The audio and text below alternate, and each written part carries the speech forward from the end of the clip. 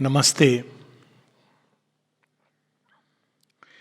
आगे बढ़ने के पहले एक बात हम लोग थोड़ा सा स्पष्ट कर लें, वैचारिक भूमि पर नहीं बल्कि व्यवहारिक भूमि पर, कि आखिर वो कौन सा कार्य था जो अभी अधूरा बचा था। श्री अरविंद की एक कविता है वन डे, जो माता जी ने अपनी वाणी में पढ़ी है, और उसमें बताती हैं कोई एक चीज़ है जो अधूरी बची है।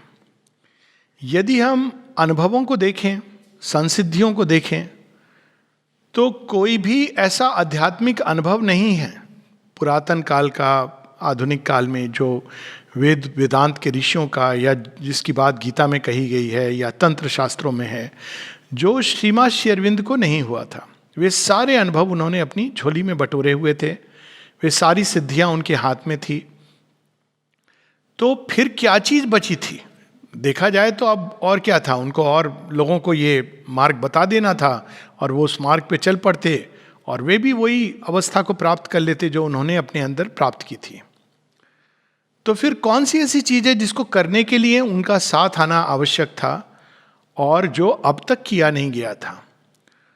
अब इसको वैचारिक भूमि पर नहीं जाके केवल हम व्यवहारिक रूप में देखें तो हम इस प्रकार से देखें कि ये माना जाता है, और ये माना जाना केवल एक मान्यता के आधार पर नहीं है, किंतु उन लोगों के अनुभवों के आधार पर है जो ऋषि मुनि, जिन्होंने तपस्या की, साधना की, और उन्होंने देखा कि इस संसार के पीछे एक अपरिमित इन्फिनिट चेतना है, एक सत्ता है, और वही हमारा रियल ट्रूथ है, वही रियल है, वन विदाउट ए सेकेंड, एकमेव द्वितीयम।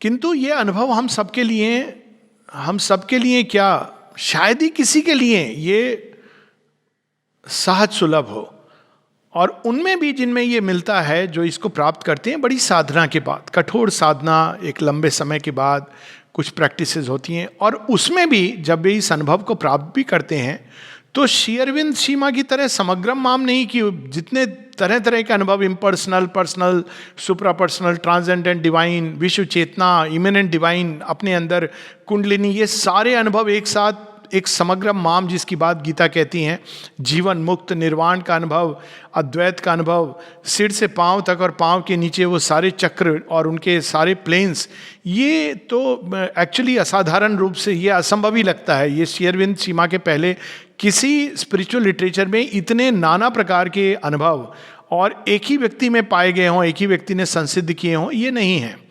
चूंकि लोग भगवान को अलग अलग एंगल से जाके अलग अलग ढंग से पाते हैं, इसीलिए हम देखते हैं कि मत संप्रदाय बनते हैं, जिसमें प्रत्येक मत अपने जिन्होंने जो मास्टर थे, जिन्होंने इस अनुभव को पहली बार प्राप्त किया, उसको वो सर्वोच्च समझते हैं। एक कारण इसका यह है कि मनोमय भूमि पर यह समग्रता संभव ही नहीं है, क्योंकि मन की भूमि खंड भूमि है, ये एक ऐसे शीशे की तरह है जो टूटा हुआ है। तो जो कुछ भी उसमें दिखाई देता है, मान लीजिए हम अगर एक ऐसा चश्मा पहन करके देखें किसी भी एक चीज को, वो जुड़ी हुई भी है, अगर चश्मे में दोष है, खंडित है, तो हमको वो चीज वैसी दिखाई देगी, डिस्टॉर्टेड दिखाई देगी। तो मन की भूमि, इवन मन की ऊंचाई पर चढ़ के भी जब हम सत्य को देखते हैं, दर्शन करते हैं, जैसा कुछ योगियों ने, रेयर बिरले योगियों ने, महात्माओं ने, ऋषियों ने किया, तो वो खंड है। मैं यहाँ पर दार्शनिकों की बात नहीं कर रहा हूँ जो केवल मन के लेवल पर इस पर खेल खेलते हैं, शब्द जाल से बुनते हैं। वो दर्शन खंड होता है, यानी उसमें भगवान का एक एस्पेक्ट देखते हैं, दूसरा नहीं, या दूसरा देखते हैं, पहला नहीं। और भगवान तो अनंत गुण हैं, या उनके किसी एक या दूसरे गुण को देखते हैं, बाकी नहीं देख पाते, या उनको हम एक सत्ता के रूप में देखते हैं, या उनको हम एक निर्वैयक्तिक विश्व चेतना के, विश्व व्यापक चेतना के रूप में देखते हैं, या फिर हम उनको कण कण में विद्यमान शक्ति के रूप में देखते हैं, उपस्थिति के रूप में देखते हैं। ये सारे अनुभव अलग अलग प्रकार के स्पिरिचुअल लिटरेचर इनसे भरा हुआ है। और उस भूमि के पार हम जानते हैं कि सत्य वहाँ है, एक हल्का दर्शन हुआ है, लेकिन दर्शन काफ़ी नहीं है, उसको उसके अंदर जाकर के मिलना। ये वैदिक ऋषियों ने मन की ऊंचाइयों पर खड़े होकर दर्शन किया कि हाँ, एक सत्य है जो संपूर्ण सत्य है, सुपर माइंड, जिसकी बात वेदों में अलग ढंग से सूर्य की बात की गई, सन ऑफ ट्रूथ, सत्यम ऋतम बृहतम। लेकिन वो मन की भूमि से उन्होंने देखा। अब देखने और उसमें प्रवेश करने में उतना ही अंतर है जैसे धरती पर खड़े होकर हम एक कोई विशेष प्रक्रिया के द्वारा सूर्य को आंखों से देख लें, लेकिन वो देखना एक बात है और सूर्य के अंदर प्रवेश करना दूसरी बात है। इसीलिए योगी कहते थे कि सूर्य में प्रवेश करके वो समाप्त हो जाए, वो अल्टीमेट स्टेप है जिसमें एक बार व्यक्ति प्रवेश करेगा तो वापस नहीं आ सकता। और अगर हम ये कहें कि प्रवेश करना अगर असंभव है, उससे भी अधिक असंभव है उसकी ऊष्मा, उसकी ऊर्जा, उसकी शक्ति को इस मर्त देह मन प्राण में धारण करना। यानी पूरी हमारी चेतना ऐसी हो कि सूर्य में प्रवेश भी अगर हम करें, उसकी पूरा तेज, उसका ताप, उसका प्रताप, उसका प्रकाश हमें नष्ट ना करे, बल्कि हमारे पूरी मन प्राण शरीर उससे प्रकाशवान हो। ये बहुत कठिन है। कठिन क्या, असंभव लगता है अगर हम इसको केवल एक सैद्धांतिक तौर पे देखें। लेकिन यह भी है कि यदि हम उसको धारण नहीं कर सकते तो सदैव वह जो एक हमारा एकमात्र सच्चाई है, ट्रूथ है, वो सदैव मनुष्य के लिए बहुत कठिन रहेगा। बड़े विकट मार्ग से हम उसका दर्शन करेंगे। और कुछ लोग शायद रेयर, जैसे श्री अरविंद अपने एक पत्र में लिखते हैं बरिंदा को, ठीक है कुछ योगियों ने रियलाइज किया, संसिद्धियां प्राप्त की, अनुभव किया, बट सो व्हाट, इससे क्या होता है? धरती को इससे क्या असर पड़ता है? मनुष्य जाति को क्या असर पड़ता है? Few realized man here and there, नहीं, वो काफी नहीं है। क्यों काफी नहीं है? क्योंकि हम लोग जब तक उस सत्य को नहीं जानते तब तक हमारा जीवन सीमित रहेगा, या उसके अंदर एक दोहरापन रहेगा। हम मानेंगे लेकिन जी नहीं पाएंगे, और ये दोहरेपन के कारण ही जीवन अचित अज्ञान अंधकार में चलता है। और इवन जो लोग मानते हैं, देखिए अब रिलीजन्स में जो कहीं ना कहीं किसी ने किसी एस्पेक्ट को देखा, चाहे वो कितना भी छोटा एस्पेक्ट क्यों ना हो, और मन की भूमि पर, और लोग करते हैं, पाठ करते हैं, जाते हैं मंदिर मस्जिद गुरुद्वारे जाते हैं, लेकिन उसकी थोड़ा बहुत उसकी छाप आती है, एक सत्व संशुद्धि होती है अधिक से अधिक, लेकिन बाकी प्रकृति फिर उसी दायरे में चलती रहती है। तो ये पुराना खेल है, ये नहीं चल सकता। यदि यही अल्टीमेट ट्रूथ है तो हम गिव अप कर सकते हैं कि धरती के लिए कोई आशा नहीं है, और एक ही तरीका है कि हम एक मास्टर को ढूंढें जो हमको निर्वाण की ओर ले जा सके, या भगवान के साथ एक अद्वैत का जो निर्वाण है, या श्री कृष्ण का गीता में भगवान के साथ एक होकर के हम अपने इस जीवन की लीला को, ना केवल इस जीवन की बल्कि आने वाले जीवन की लीला को काट सकें। लेकिन उसमें बहुत बड़ा प्रश्न ये है कि फिर सृष्टि की उत्पत्ति क्यों हुई? यदि यही अंत था, यही यानी निर्वाण या वापस जाना ही अंत था, तो भगवान ने इसे प्रकट क्यों किया? अब यहाँ श्री अरविंद जो नई बात करते हैं, जो विकास क्रम, जो विज्ञान का विकास क्रम है, वेदांत में भी एक विकास क्रम की बात है, लेकिन वो सोल की है, और जो बायोलॉजी है उसमें डार्विन के सिद्धांत, लेमार्क के सिद्धांत, इवन एंशिएंट भारतवर्ष में जो हम देखते हैं कि 10 अवतार, उसमें एक फॉर्म के विकास की भी बात कही गई है। किंतु तो ये क्रमिक विकास के द्वारा भगवान की लीला क्या है, भगवान की मंशा क्या है, श्री अरविंद ये बताते हैं, वो है प्रोग्रेसिव अनफोल्डिंग, डिवाइन मैनिफेस्टेशन। हम वापस चले जाएं उनमें, ये एक भ्रांति है। यदि वापस ही जाना परम सत्य होता तो भगवान ने सृष्टि बनाई ही नहीं होती। सृष्टि में जाओ, इतने सुख दुख सह करके, कष्ट भर करके वापस उनके पास आओ। और कुछ लोग तो यहाँ तक कहते हैं कि भगवान कष्ट देता है ताकि हम उनको याद करें। ऐसा भगवान तो वास्तव में भगवान नहीं होगा, एक ऐसी सत्ता होगी जो पीड़ा देने में आनंद लेती है। तो यहाँ श्री अरविंद पहली नई बात जो कहते हैं, जो वैष्णवों ने थोड़ी सी पकड़ी, जब वो कहते हैं भगवान की लीला है, लेकिन ये लीला का क्या प्रयोजन है, ये श्री अरविंद स्पष्ट करते हैं। ये जो लीला है, ये भगवान जो हमारी सृष्टि के आदि अंत स्रोत मध्य सब कुछ हैं, वो नाना प्रकार के रूप प्रकृति के द्वारा अपने आप को मैनिफेस्ट कर रहे हैं। और तब हम देखते हैं कि सृष्टि में जो विकास क्रम है, जड़ तत्व में भगवान एक इनर्ट एग्जिस्टेंस के रूप में, वही जो सत्स्वरूप हैं वो छिपे हुए हैं। प्राण तत्व में वही जो चित्त शक्ति है, वो एक प्रकार से एक्सपेंशन, वाइडनेस इसमें प्रवेश करती है, गतिशील होती है। और फिर मन के अंदर वही जो वह रूप है भगवान का, ज्ञान स्वरूप, उसके अंदर एक सीकिंग, नोइंग एंड वेरियस नोइंग्स, एक प्रकार का ज्ञान, हालांकि वह ज्ञान है अल्टीमेट दृष्टि से, लेकिन वो उदय होने लगता है। और वह जो आनंद है सच्चिदानंद का, जिसको हम बड़े इम्परफेक्टली डिजायर्ड सेल्फ के द्वारा पकड़ने की चेष्टा करते हैं। तो ये अब तक ये लीला यहाँ तक पहुँची है। क्या यही अंत है? बहुत सारे लोग कहते हैं ये अंत है। नेचुरली निर्वाण मोक्ष के द्वार से जाने वाले इसको अंत ही मानेंगे कि ह्यूमन बीइंग के आगे कुछ नहीं है। और जैसी कि बात हुई, ये एक लॉजिकल एब्सर्डिटी है। यानी या तो भगवान बहुत इलॉजिकल है जब उसने ये सारी सृष्टि की रचना की, या हमको ये कहना पड़ेगा ये एक छल है, ये एक नथिंगनेस है, समहाउ आ गया। लेकिन यहाँ पर श्री अरविंद बताते हैं कि नहीं, इसके पीछे प्रयोजन है मैनिफेस्टेशन।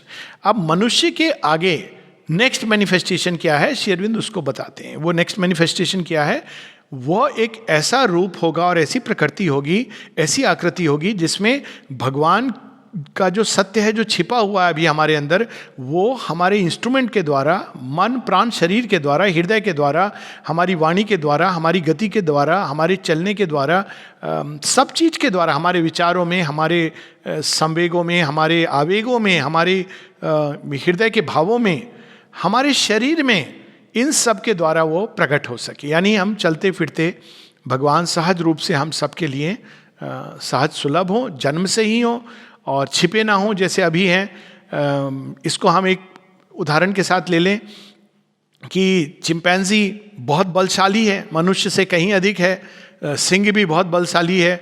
उनकी ब्रेन की अगर हम वॉल्यूम देखें तो चिंपैंजी की ब्रेन बहुत बड़ी है, हाथी की भी। हाथी एक इंटेलिजेंट क्रीचर भी है और उसका ब्रेन साइज बहुत बड़ा है। लेकिन आप हाथी को, चिंपैंजी मनुष्य के इतना नज़दीक है, कितना भी आप उसको ट्रेन कर लें, लेकिन वो पोइट्री नहीं लिख सकता, फिलॉसफी नहीं लिख सकता। क्यों? क्योंकि उसके यंत्र सीमित है और प्रकृति ने अपना एक मैजिक सर्किल में उसको बांध रखा है।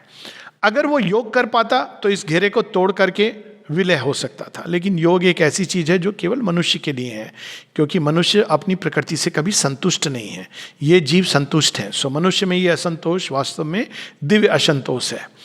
तो हम लोग क्यों नहीं, जो हमारा सत्य है उसको हम सहज रूप में क्यों नहीं देख पाते? क्योंकि हमारे इंस्ट्रूमेंट्स, नेचुरल इंस्ट्रूमेंट्स और जो हमारी प्रकृति है वो हमें सीमित कर देती है। यानी अगर हमने काला चश्मा लगाया है और हमारे सामने एक बिल्कुल श्वेत चीज़ भी आ जाए तो हम उसको काली या शैडो की तरह देखेंगे। या हम सूर्य को देखें और बीच में बादल हों तो हम सूर्य को नहीं, हम बादलों के आवरण को देखेंगे। कुछ ऐसी ही हमारी दशा है कि हमारे जो नेचुरल इंस्ट्रूमेंट है, ब्रेन है, हार्ट है और अन्य भी सभी इंस्ट्रूमेंट हैं जड़ तत्व के संयोजन से बने हुए, वो विचार तो प्रकट कर देते हैं जो चिंपैंजी में नहीं है, लेकिन वो विचार के ऊपर जो अंतर्भास है और उसके ऊपर जो और प्रकाश है उसको वो प्रकट नहीं कर सकते हैं, क्योंकि वो बने ही नहीं, वो रिसीव नहीं कर सकते हैं। हम ऐसे समझे कि पुराने समय में जो ट्रांसमीटर और रिसीवर थे वायरलेस टेलीग्राफी में, तो वो लिमिटेड सिग्नल, वो उधर से ठक ठक करके हम सेंटेंसेस बना सकते थे, लेकिन इमेजेस नहीं ट्रांसफर कर सकते थे। अब ऐसे यंत्र उपकरण है कि इमेजेस ट्रांसफर हो सकती हैं। यानी कि केवल आत्मा का भगवान के साथ मिलन ये काफ़ी नहीं है। हमारी प्रकृति और उसके यंत्र उपकरण, मन, प्राण, शरीर, brain, heart, liver, kidneys, lungs, body, limbs, eyes, ears, tongue, mouth, speech organ, ये सब कुछ हमारा ऐसे विकसित होना है कि वो अंदर जो सत्य है उसको बाहर प्रकट कर सके बिना किसी समस्या की। ये नेचुरल स्टेट हो, भगवान हमारी नेचुरल स्टेट हो। यानी हमको कोई बताए ना, बताने की जरूरत नहीं पड़े किसी गुरु के पास जाके, कहीं जाके कि भगवान तुम्हारे अंदर हैं, ऐसे प्राप्त करना है। अधिकांश लोग एफर्ट देख के गिव अप कर देते हैं, मान्यता के रूप में मान लेते हैं, फिर रिलीजन का जन्म होता है, रिलीजन के साथ जो समस्याएं होती हैं। अब ये चीज़ जो है ये बड़ी कठिन है, लेकिन श्री अरविंद ये भी देख रहे हैं कि यही नियति भी है, भगवान ने सृष्टि इसलिए बनाई है। माँ श्री अरविंद इस नियति को अपनी परिपूर्णता तक पहुंचाने के लिए आए हैं। इस सेंस में वो अवतार हैं। अवतार के बारे में वो बताते हैं कि प्रत्येक अवतार वास्तव में एक कड़ी जोड़ने के लिए आता है विकास क्रम में। यानी अगर हम देखें अब अवतारों की हमारी श्रृंखला, पानी में रहने वाला जीव मत्स्य अवतार, पानी और थल में रहने वाला जीव कूर्म अवतार, फिर उसके बाद धरती पर रहने वाला जीव वराह अवतार, धरती से पशु से मनुष्य की ओर जाने वाला जीव नरसिंह अवतार, उसके बाद वामन अवतार जो चैत्य का एक अंश कहीं ना कहीं उस मनुष्य के अंदर आता है और वो मनुष्य बनता है, फर्स्ट ह्यूमन, दो he is a dwarf humanity. उसके बाद फिर प्राण में जीव, प्राण प्रधान जीव परशुराम, रामाविद्दि एक्स जो क्षत्र तेज को लेकर जन्म लेते हैं, फिर एक इल्यूमिन माइंड के अवतार सात्विक मन राम के अंदर, फिर एक श्री कृष्ण के अंदर हम देखते हैं कि त्रिगुणातीत अवतार, और बुद्ध के अंदर बिल्कुल जा करके सब गुणों के पार, लेकिन मैनिफेस्टेशन की तरफ नहीं, बिल्कुल मैनिफेस्टेशन से बाहर, और कल की जो इस संसार में फाइनली भगवान का राज्य लाएंगे। अब भगवान का राज्य कैसे आएगा? ये गवर्नमेंट के द्वारा नहीं आएगा, बिल से नहीं आएगा, कॉन्स्टिट्यूशन से नहीं आएगा, डेमोक्रेसी, डिक्टेटरशिप, कम्युनिज्म, कैपिटलिज्म, इनसे नहीं आएगा, क्योंकि ये सब मानव मन की उपज हैं। ह्यूमन टेक्नोलॉजी मानव मन की टेक्नोलॉजी है। टेक्नोलॉजी भी जैसी हम होते हैं, गोरैया भी अपना एक बहुत सुंदर नेस्ट बनाती है, वो एक टेक्नोलॉजी है, लेकिन वो गोरैया के गोरैयत्व से सीमित है। और मनुष्य घर बनाते हैं दूसरी टेक्नोलॉजी से, मन से सीमित है। तो मन के परे जैसे जैसे हम उठेंगे हमारी टेक्नोलॉजी भी चेंज होगी, और वैसे वैसे भगवान का प्रकटन भी अलग होगा, अंतर्भास युक्त मन होगा। तब जैसे हमने एनिमल की चपलता और प्राण की जो उसमें आवेग है उसको खोया मन प्रधान बन के, तर्क प्रधान बन के, वैसे ही हम अपनी तर्क शक्ति और उसको धीरे धीरे वो पीछे चली जाएगी, और उसकी जगह एक अंतर्भास, एक प्रेरणा, एक रेवलेशन, इस प्रकार का मन हमारे अंदर प्रकट होगा। उसी प्रकार से हृदय अपनी सीमित जो केवल परिवारवाद, वंशवाद इत्यादि में जो है, उसकी जगह एक विश्व हृदय उसके अंदर जन्म लेगा। और हमारा प्राण भी जो सीमित चीज़ों में उलझा रहता है, केवल अपने डिज़ायर्स की सेटिस्फैक्शन में, वो एक ल्यूमिनस फोर्स के रूप में प्रकट होगी। यानी एक ऐसी शक्ति जो सबल है और भगवान के सत्य को जीवन में धारण करने के लिए, प्रकट करने के लिए सक्षम है। और देह भी ये अचित अज्ञान जड़ से भरा हुआ देह, जिसमें नाना प्रकार के रोग, मृत्यु आदि व्याधि की संभावना है, उससे मुक्त होगा। अब ये कार्य केवल माँ श्री, एक संभावना थी इसमें कि माँ और श्री अरविंद इसको व्यक्तिगत रूप से कर लें, और दोनों ने एक लेवल पर यह प्रयास किया। माँ ने तो प्रयास किया, जिसकी बात हम लोग जापान में देख रहे थे कि हम कन्वर्ट कर लें कुछ लोगों को, माँ सक्षम है, जगन माता हैं। लेकिन उन्होंने देखा नहीं, जब तक इस पूरी धरती का वातावरण नहीं चेंज होगा, अभी सब जगह यहाँ मन का राज्य है, तो मन की जगह यहाँ उच्चतर चेतना, जिसको उन्होंने अपने अंदर एक्सपीरियंस कर लिया था, जिसको वो सुपरामेंटल जो नेक्स्ट स्टेप है, वो आए और धरती के ऊपर स्थापित हो जाए। तो अपने आप वो जैसे मनों में चेतना आई, और कालांतर में मनुष्य को, या हम यूँ कहें कि हायर एप को, सुग्रीव और वाली को, हनुमान को एक मनुष्यत्व प्रदान किया इवोल्यूशन के द्वार से निकालकर, वैसे ही ये अतिमानसिक चेतना जो साक्षात क्रिएटर की चेतना है, जहाँ डिवीजन नहीं है, वननेस पर बेस्ड है, जहाँ भगवान का प्रकाश बिना शैडो के है, मन की भूमि पर वो खंड हो जाता है, शैडोज हो जाती हैं, डिस्टॉर्ट हो जाता है अपने ओरिजिनल फॉर्म में, जहाँ भगवान की शक्ति बिल्कुल अनमिक्स्ड पावर के रूप में है, जहाँ भगवान का आनंद एक सीमित सुख दुख में नहीं परिवर्तित होता है, वो सुपरामेंटल कॉन्शियसनेस में है, वो भगवान की चेतना है। तो वह अगर धरती पर स्थापित हो जाए, यही वो बात थी जिसकी हम बात कर रहे थे जब श्री अरविंद ने सीमा को चिट्ठी लिखी, heavens we have conquered but not the earth. तब इस धरती के ऊपर भगवान का साम्राज्य स्थापित होगा। और इसी के साथ जो क्रिश्चियनिटी की ड्रीम है, या भारतवर्ष में ये राम राज्य की कल्पना है, या इवन एक आदर्श जगत की कल्पना शायद इस्लाम में भी है, जहाँ जहाँ ये अलग अलग रूप में लोगों ने कल्पना की है, वो तभी संभव है जब पार्थिव जगत की चेतना बदले, तभी ईविल, डार्कनेस, इन सब का कंप्लीट एनिहिलेशन होगा। अब यहाँ पर श्री अरविंद माता जी के सामने एक क्रॉस रोड हम कह सकते हैं, दोनों अवतार, इनकी आवश्यकता थी, क्योंकि श्री अरविंद वेदांत पथ का एक प्रकार से पुरुष पक्ष का प्रतिनिधित्व करते हैं, जहाँ पर भगवान की शक्ति हमको सृष्टि के बाहर डिवाइन की ओर ले जाती है, और वहीं माँ शक्ति पक्ष को रिप्रेजेंट करती हैं, जहाँ वो डिविनिटी को जगत में उतार रही हैं, और सारे प्रकृति के नाना प्रकार की ऊर्जाएं, खेल, प्रोसेसेस, इंस्ट्रूमेंट वो प्रकृति गढ़ती है। तो ये दोनों का साथ आना आवश्यक था। लेकिन एक प्रश्न था, और वो प्रश्न ये था कि पहले वो खुद आगे बढ़ के इस सिद्धि को प्राप्त कर लें। ऑलरेडी माँ बताती हैं जब वो आई तो श्री अरविंद सुपर माइंड को माइंड में उतार चुके थे और माइंड को वो ट्रांसफॉर्म कर रहे थे, या वे साथ साथ एक सैंपल ह्यूमैनिटी को साथ लेके चले।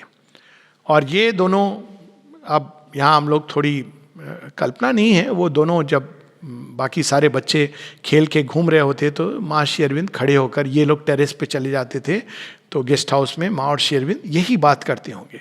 कैसी बात होती थी उनकी? श्री माँ बताती हैं कि यदि कोई हमारी बातें सुनता भी तो कुछ समझ नहीं आता, क्योंकि यदि श्री अरविंद कुछ कहते थे तो श्री माँ उस वाक्य का दूरगामी परिणाम देख लेती थी, फिर वो उस हिसाब से उत्तर देती थी, और जब वो उत्तर देती थी तो श्री अरविंद उसका दूरगामी सत्य देख लेते थे। तो माँ कहती यदि कोई हमारी बात सुनता तो उसको कुछ समझ ही नहीं आता कि ये दोनों क्या बात कर रहे हैं। तो उसी समय दोनों के अंदर एक भाव कि अकेले पहले साधना पूरी कर लें। ऑलरेडी उनके अंदर बहुत सारे परिवर्तन आ रहे थे। उस समय 1921 में जब पुरानी जी उनको देखते हैं तो वो देखते हैं कि श्री अरविंद की पूरे देह से एक प्रकाश निकल रहा है और एक गुलाबी रंग की आभा आ रही है। और जब सीमा को देखते हैं तो कहते हैं अनअर्थली ब्यूटी, एक ऐसा सौंदर्य जो इस धरती पर कभी प्रकट नहीं हुआ। ऐसा ही कुछ कोदंडरामा, वो तो जाके अमृतदास से बार बार, ये डिसाइपल्स भी हम नहीं कह सकते, पर एक प्रकार से जब मनुष्य आते थे तो वो अमृतदास से कहते हैं कि मुझे श्री अरविंद से मिलना है। तो उस समय श्री अरविंद को बहुत लोग बाबूजी कहते थे। जब चंपकलाल जी भी आए तो बाबूजी से मिलना है, तो सबसे मिलते नहीं थे श्री अरविंद। और शाम को 5 बजे का समय दिया गया, पर कोदंडरामा मिलना चाह रहे हैं। तो अचानक देखते हैं कि श्री अरविंद ऊपर से नीचे उतर करके आते हैं, और जैसे ही वो उनको देखते हैं कहते हैं कि बिल्कुल एक गोल्डन इफल्जेंट बीइंग, और उनके केश ऊपर में शोल्डर के ऊपर बेफिक्री से, और जब उन्होंने देखा उनको majestic golden luminous being, effulgent being, तो उनके तो वहीं दर्शन हो गए। उन्होंने प्रणाम कर लिया। बाद में वो यहाँ रहे भी और माता जी से भी मिले, और इस प्रकार के बड़े सुंदर सुंदर अनुभव। कनाई लाल गांगुली वे जब आते हैं तो वो सीमा को देखते हैं और उनको तो बिल्कुल कि ऐसा सौंदर्य भी होता है, और दोनों के देह में प्रकाश निकलता था इस प्रकार से एफल्जेंट बीइंग के रूप में। ये कॉमन डिस्क्रिप्शन है, जितने भी लोग देखें उनका। श्री अरविंद का तो एक्चुअल फिजिकल कलर चेंज हो गया था। वो पहले डार्क कॉम्प्लेक्शन थे और एकदम ब्राइट कॉम्प्लेक्शन हो गए थे, क्योंकि वो प्रकाश के कारण इवन फिजिकल चेंज हुआ था। तो पुरानी जी ने श्री अरविंद से पूछा, पहले 1918 में आए थे, अब 21 में आए, तो उन्हें पूछा sir what is happen to you, आपको ये क्या हो गया है? तो श्री अरविंद पलट के उनसे पूछते हैं और तुम्हें क्या हो गया है? तो फिर उन्होंने कहा नहीं, आपके देह से ये इतना प्रकाश और इतना पूरी आपकी कलर चेंज हो गई, पूरी स्किन चेंज हो गई। तो उन्होंने कुछ कहा नहीं, मुस्कुराए। बाद में उन्होंने कहा कि जब हायर चेतना आती है, खासकर जब प्राण तत्व में आती है, तो ये एक अलग ऊर्जा और एक अलग शक्ति इवन फिजिकल लेवल पे प्रदान करती है। ये और बात है जिसकी बात हम लोग बाद में करेंगे कि प्राण तत्व को छोड़कर उनको और नीचे जाना पड़ा। श्री माँ को जब कनाई लाल गांगुली ने देखा, एवन ए बी पुरानी ने देखा, और भी लोगों ने, पवित्र दा उस समय आए, दिलीप कुमार रॉय आए, तो वो समझते थे कि श्री माँ की उम्र 20 वर्ष है। अब सोचिए 1920 की बात है, 78 की का माँ का जन्म है, 78 का, तो श्री माँ की उम्र 42 वर्ष थी। लेकिन उनको देख करके इन लोगों को लगता था कि मदर इज 20 ईयर ओल्ड। किसी को मालूम नहीं था। श्री अरविंद का तो पता था कि इनकी ये उम्र है, यंग दिखते हैं वो कंपैरिजन में, लेकिन इस प्रकार का उनका इफल्जेंट थोड़ा थोड़ा। तो श्री माँ बताती हैं कि अपने आप प्रकृति ने ऐसे रिस्पॉन्ड किया कि लोगों को भेजना शुरू किया। ये उनका त्याग था कि अपने शरीर में आगे और बढ़ने की बजाय उन्होंने सबको साथ लेके, और सीमा ने कहा यही प्रॉपर तरीका भी है, क्योंकि यदि हम अपनी साधना में आगे बढ़ते जाते सबको छोड़ करके, तो इतना बड़ा गैप हो जाता हमारे और लोगों के बीच में कि उसको भरना मुश्किल होता। यानी अगर अदृश्य हो जाते, इवन नाउ सुप्रामेंटल फॉर्म जो है माँ श्री अरविंद का, हम देखते हैं कि चंपकलाल जी उसकी बात करते हैं, नलनीदा बात करते हैं, कोई कोई लोगों का बहुत ग्रेस है कि उन्होंने दर्शन किए। नहीं तो अधिकतर मनुष्य तो यही पूछते हैं कि वे कहाँ चले गए, जबकि वो यही हैं, पृथ्वी पर हैं, जुड़े हुए हैं, सुप्रामेंटल फॉर्म में हैं, लेकिन ये कठिनाई आती। तो इसलिए प्रकृति ने ऐसे रिस्पॉन्ड किया कि उनके पास अपने आप लोग आने लगे। पवित्रदा आए, सबकी अपनी अद्भुत कहानी। पवित्रदा तो लामासरी में थे, मंगोलिया में, और वो आते हैं और श्री अरविंद, वो तो लिबरेशन खोज रहे थे, तो श्री अरविंद कहते हैं कि क्या चाहिए तुम्हें? तो वो कहते हैं मुक्ति। श्री अरविंद कहते हैं कुछ एक योगी हैं भारतवर्ष में जो मुक्ति दे सकते हैं, यदि कुछ और चाहिए तो तुम यहाँ रुक सकते हो। पवित्रदा ऐसा रुके कि गए ही नहीं। उनके एक मित्र जिनको उन्होंने बताया था कि मैं जा रहा हूँ कुछ दिनों के लिए पौंडीचेरी देखने के लिए लामासरी से, जो मंगोलिया में उनकी लामासरी थी, तो मित्र को 20 वर्ष बाद, उस समय तो फ़ोन नहीं थे, एक पत्र लिखा कि अच्छा तुम तो वहाँ गए थे देखने के लिए, क्या हुआ? तो 20 वर्षों बाद पवित्रदा लिखते हैं मैं अभी भी देख रहा हूँ। यानी समाप्त नहीं हुआ वो जो कार्य उन्होंने प्रारंभ किया था। उनकी भी प्रारंभ में जब ये डिसाइपल्स आते थे तो पवित्रता को सीमा बताती हैं कि तुम्हारे मन में बहुत कठिनाइयाँ हैं, क्योंकि एक वेस्टर्न माइंड है। तो ये रिप्रेजेंटेटिव हुआ कि वेस्टर्न माइंड के रिप्रेजेंटेटिव थे जिनके अंदर मन की कठिनाइयाँ थी, और कैसे उनका नाम था सेंट हिलेर, श्री अरविंद ने नाम दिया था पवित्र, और कैसे श्री माँ उनके ऊपर काम करती हैं, श्री अरविंद काम करते हैं। ये अपने आप में एक हरि कथा, हरि अनंत, हरि कथा अनंता वाली बात है। एक एक डिसाइपल की पवित्रता, उस समय श्री अरविंद से 1 घंटे रोज मिलते थे एक साल के लिए, और श्री अरविंद उनको इंस्ट्रक्शंस देते थे। वो सारी उनकी एक बड़ी सुंदर पुस्तक निकली है, कन्वर्सेशंस विद पवित्रा, उसमें श्री माँ के साथ भी। तो उनको हम देखते हैं क्योंकि उनकी मन की कठिनाई है, तो मेडिटेशन के द्वारा उसको श्री अरविंद साक्षी भाव, घंटों मेडिटेशन करते थे, 4-4, 5-5 घंटे। ये प्रारंभिक डिसाइपल्स थे। वहीं चंपकलाल जी के साथ कुछ और हुआ। चंपकलाल जी 1921 में आते हैं पहली बार, 18 साल के लड़के, और उनके ग्रुप के साथ गुजरात से। और बड़ी इंटरेस्टिंग कहानी है कि जब वो आते हैं तो पैसों का जुगाड़ कैसे करें। तो उनका जो ग्रुप था, दीक्षित भाई की मोनेस्ट्री में रहता था, वहाँ एक आश्रम था, वो लोग श्री अरविंद से परिचित थे और थोड़ा ध्यान, थोड़ी साधना करते थे। ये तो पूरे ब्राह्मण परिवार से, पंडित परिवार से आए। तो वो जूते लेदर लेके आए और उसको जूते सिल करके वो पैसा जो जमा होता था तो वो नेक्स्ट प्लेस पे जाते थे, उसी से भोजन वोजन करके। तो बताते हैं कि एक बार इतने दुखी हो गए थे, साथ में कुछ लोग जा रहे थे, कि उनका मन किया कि ये बोझा जो हम उठा के चल रहे हैं, ये लेदर का, चमड़े का, इसको हम गिरा ही दें। आप सोचिए, आप ब्राह्मण परिवार में जन्मे और क्या काम कर रहे थे, जूते गांठ करके आ रहे थे और चमड़े को लेकर के। इस तरह से लोग आए हैं, कैसे कैसे वो आए। और जब आते हैं, और जब चंपकलाल जी आते हैं पहली बार, तो उनको तो बस ये है कि मिलना है। उनको मालूम नहीं है कि भविष्य में उनकी क्या भूमिका होने वाली है। तो सुबह सुबह पहुंच जाते हैं। अमृता कहते हैं कि बाबूजी शाम 5 बजे मिलेंगे। तो चले आते हैं, लेकिन दुखी हैं, उनको तो जल्दी मिलना है, तो 1 बजे पहुंच जाते हैं। तो अमृता से कहते हैं कृपया बाबूजी से थोड़ी देर को मिला दो। नहीं, वो 5 बजे का समय है ना, 5 बजे मिलेंगे। तो फिर वो कहते हैं हम लोग यहीं पर बैठ जाएं, क्योंकि उनका मन ही नहीं कर रहा है जाने का। उनको क्या मालूम कि बाबूजी जन्मों से इनको जानते हैं। तो वो फिर वहाँ बैठ जाते हैं, वहीं थोड़ा जल पीते हैं। और बाद में पता चलता है माँ ने उनको देख लिया था जब ये बैठे हुए थे, और उन्हें श्री अरविंद को बताया था माँ ने, this boy will be very useful for my service. मेरी सेवा के लिए ये आया है और ये मेरी सेवा के लिए बहुत उपयोगी होगा। पर उस समय की बात है, फिर 5 बजे का समय जब श्री अरविंद को मिलते हैं, तो उसी स्टेयर केस पे, उसी स्थान पे जहाँ श्री माँ मिली थी। और वो बताते हैं कि बड़ी ग्रेस है, श्री माँ ने उनको बताया चंपकलाल जी को कि मालूम है यहीं पर मैं पहली बार श्री अरविंद से मिली थी 1914 में। पर ये 7 वर्ष बाद 1921, और वो साष्टांग प्रणाम करते हैं 1 घंटे तक, और श्री अरविंद खड़े रहते हैं।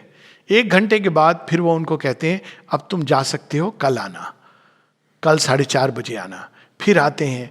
फिर जब श्री अरविंद उनसे कुछ प्रश्न करते हैं, तो ये लोग पूछते हैं कि आपको तो गुजराती आती है, आप बड़ौदा में रहे।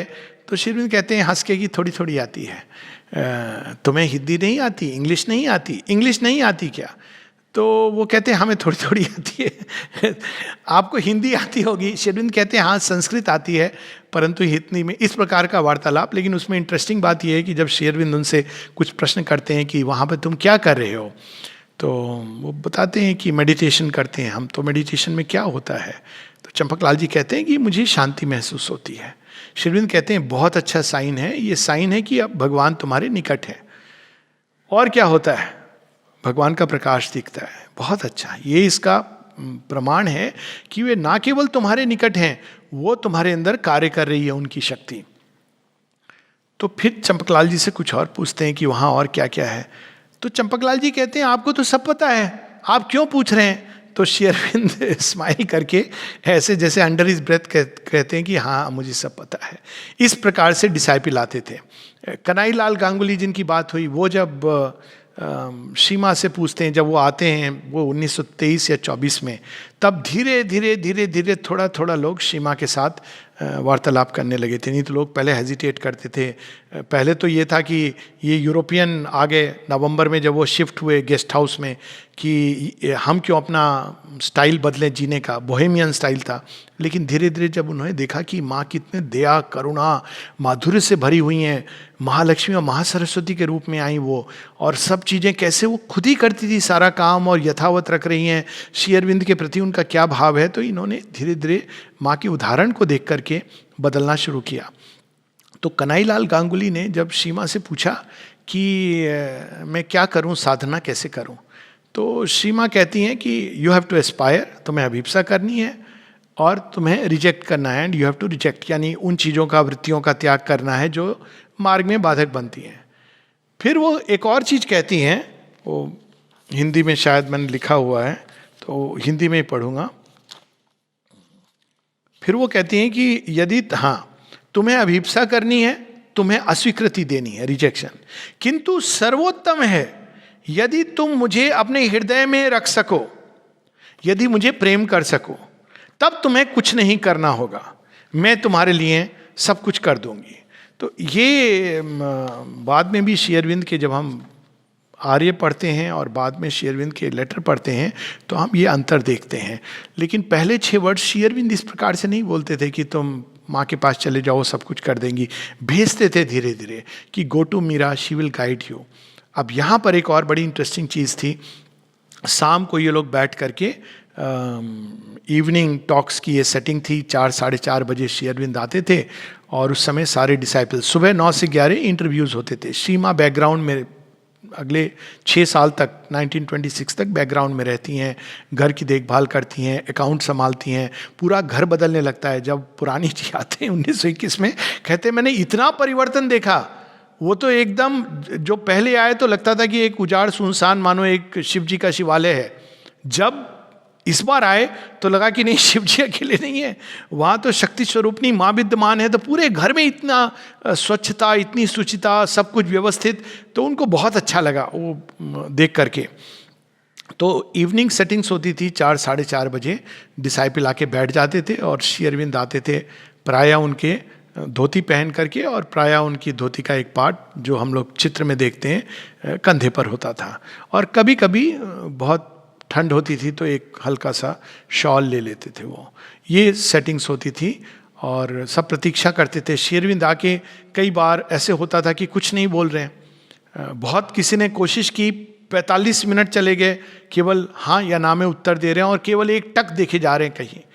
अब क्या देख रहे थे ये तो नहीं समझ पाते थे। फिर कभी कभी ऐसा होता था कि श्री अरविंद को डिसाइपल्स ड्रॉ आउट कर लेते थे उनको बोलने के लिए, और तब वो कहते हैं कि फिर कोई ऐसा विषय नहीं था जो हमारे लिए निषेध था, चाहे वो मिंग चाइनीज़ के बारे में हो, उनके पास्ट के बारे में, तुर्क के बारे में हो, ओटोमन एम्पायर के बारे में हो, खिलाफत मूवमेंट के बारे में हो, गांधी जी का चरखा हो, भारत का स्वतंत्रता संग्राम हो, या फिर पशुओं के बारे में हो, मनुष्यों के बारे में हो, देवताओं के बारे में हो, असुरों के बारे में हो, संगीत के बारे में हो, सौंदर्य के बारे में हो, इस पुस्तक के बारे में, उस पुस्तक के बारे में, कोई ऐसा विषय नहीं था। आध्यात्मिक पंथों के बारे में, गुरुओं के बारे में, धार्मिक पुस्तकों के बारे में, गीता, वेद, उपनिषद, पुराण, सब कुछ भी वे पूछ सकते थे। और उसमें बहुत, ये तो इवनिंग टॉक्स डॉक्यूमेंटेड है, जब हम वो देखते हैं कि सच में कितने दया के साथ और वो सब कहते थे। उस समय एक सुब्बा राव बोल के भी आए, उनको भी श्री अरविंद सीमा में एक अलौकिक अद्भुत सौंदर्य प्रकाशवान बीइंग देखा। उन्होंने श्री अरविंद की वाणी के बारे में लिखा है, कहते हैं जब श्री अरविंद बोलते थे तो उनका स्वर बहुत मध्यम होता था, ऊंचे स्वर में कभी नहीं कहते थे, और परफेक्ट जेंटलमैन की तरह। कभी ये नहीं कि मैं, ये शब्द नहीं आता था। वो कहते थे it has to be done, ये होना है, या ऐसे हुआ वैसे हुआ, मैं नहीं किया, ये शब्द उनके डिक्शनरी में मानो था ही नहीं। और वो कहते थे कि उनका बड़ा मध्यम स्वर था, बहुत सॉफ्ट था, लेकिन क्लियरली ऑडिबल था, हम उसको आराम से सुन सकते थे। साथ ही क्या था उनके स्वर के बारे में, उनकी वाणी के बारे में, कहते बहुत तेज थी वाणी, क्योंकि वो विचारों इतने ट्रेमेंडसली, जैसे एक ओशियन का बांध खुला हुआ है, वही हम उनकी राइटिंग में भी देखते हैं। शायद ये इंस्पिरेशन की बात होती है, व्यास ऋषि ने इसीलिए गणेश जी को कहा था कि आप लिखें, क्योंकि जब इंस्पिरेशन बहुत तीव्र गति से आती है, तो बताते हैं कि उनकी वाणी में तीव्रता थी, चपलता थी, बहुत जिसको कहते हैं क्विक इंटेलिजेंस, फास्ट थी, लेकिन साथ ही अद्भुत क्लैरिटी थी। और क्लैरिटी के साथ में, स्पष्टता के साथ में वाणी में बहुत ही अधिक तर्कयुक्त थी। यानी उनकी वाणी को ये बस नहीं कि कुछ बोल रहे हैं मेरी बात मान लो, उसमें वो तर्क सम्मत भी थी। और साथ ही वो कहते हैं कि उनकी आंखों में एक अपार करुणा, दया और तेज, ये तीनों चीज़ें छलकती थीं। इस प्रकार से वो श्री अरविंद को अनुभव करते थे।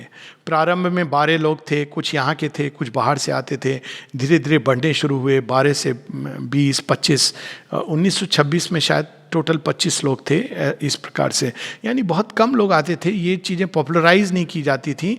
माँ श्री अरविंद ये नहीं चाहते थे, वो चाहते थे कि काम हो, ये इम्पॉर्टेंट है। ये प्रोपेगेंडा, पॉपुलराइज, डिसाइपल और ले आओ, शिष्य ले आओ, बल्कि शिष्य तो कहते ही नहीं थे।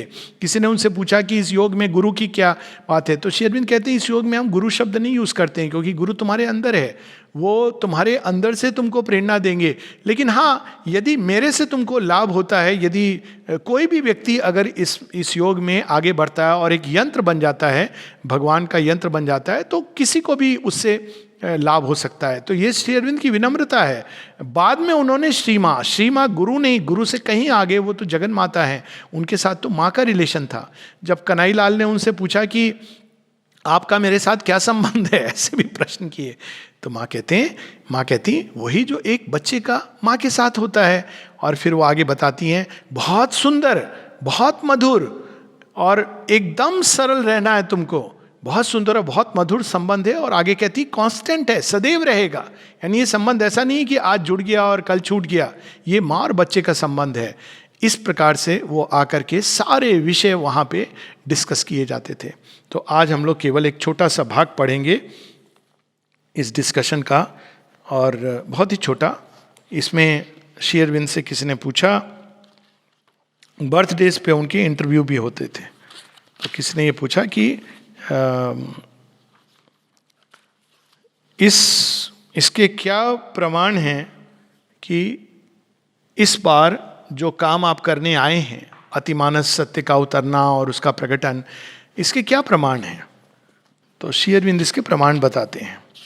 ये वार्ता है 15 अगस्त 1925 की। श्री अरविंद के बर्थडे पर एक प्रकार का इंटरव्यू होता था, पूछते थे। कभी कभी श्री अरविंद चुप भी रहते थे, कभी छोटी सी वार्ता होती थी, लेकिन ये वाली वार्ता थोड़ी लंबी है। और जब उनसे पूछा गया 15 अगस्त 1925 कि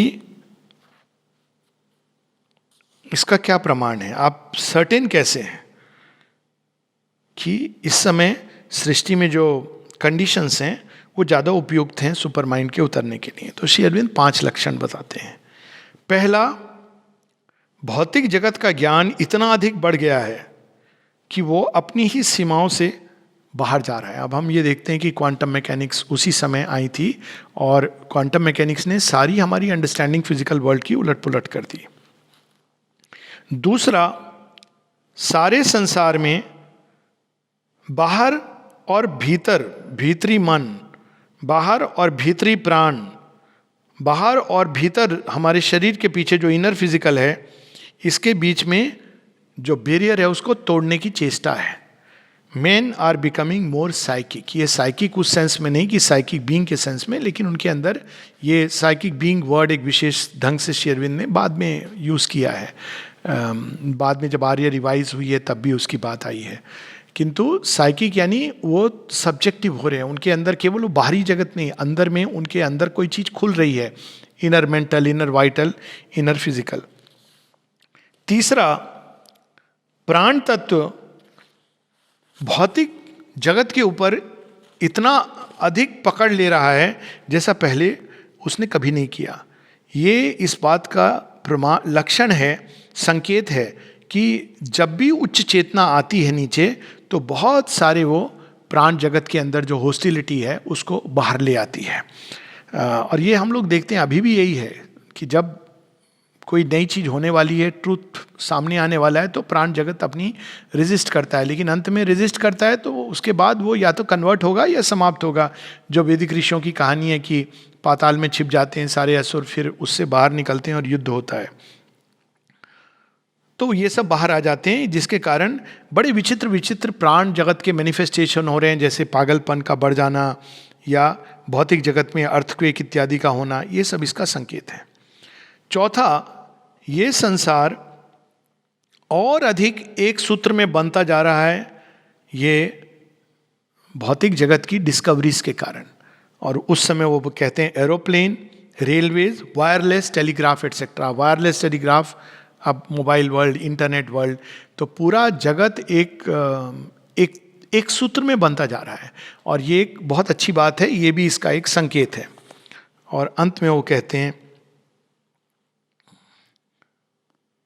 ऐसे व्यक्तियों का प्रकट होना, जो संसार में प्रकट होना, जो बहुत लार्ज स्केल मनुष्यता पर एक प्राणिक पकड़ रखते हैं। ये प्राणिक पकड़ अलग है। प्राणिक पकड़ जैसे हिटलर, यानी वो लाखों लोग उनको सुनते हैं तो उनके आवेग, उनके आवेश में बहने लगते हैं। तो ये भी इस बात का संकेत है। और ये सारे संकेत हैं इस बात के कि इस बार ये संसार अधिक रेडी है।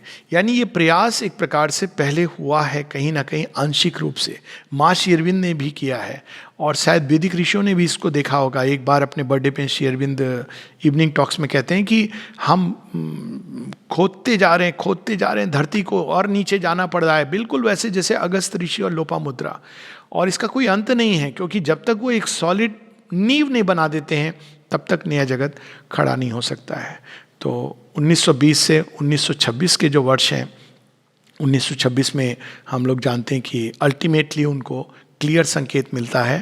क्योंकि जब इस दौरान जब पुरानी जी पूछते हैं एक टॉक में कि आखिर बचा क्या है, भगवान को तो आपने देख लिया, वो कहते हैं हाँ वो डिसेंड भी कर रहे हैं, मन प्राण तक आ गए हैं। उसी समय श्री अरविंद माता जी का देह इस प्रकार का, क्योंकि वो प्राण तक आ गए हैं, तो फिर अभी फिजिकल में वो नहीं आए हैं। जब तक वो फिजिकल में पूरी तरह नहीं उतर जाते तब तक ये निश्चित रूप से हम नहीं कह सकते, हम संभावना के तौर पे कह सकते हैं कि सुपर माइंड आएगा। किंतु जब वो पूरी तरह आ जाएंगे भौतिक शरीर में भी भगवान डिवाइन, तब ये स्पष्ट हो जाएगा कि हाँ अब सुपर माइंड को कोई नहीं रोक सकता। वो घटना 1926 में होती है। लेकिन इस बीच बहुत कुछ होता है तैयारी के रूप में, कई घटनाएं भी होती हैं और उन चीज़ों की बात हम लोग कल करेंगे। नमस्ते।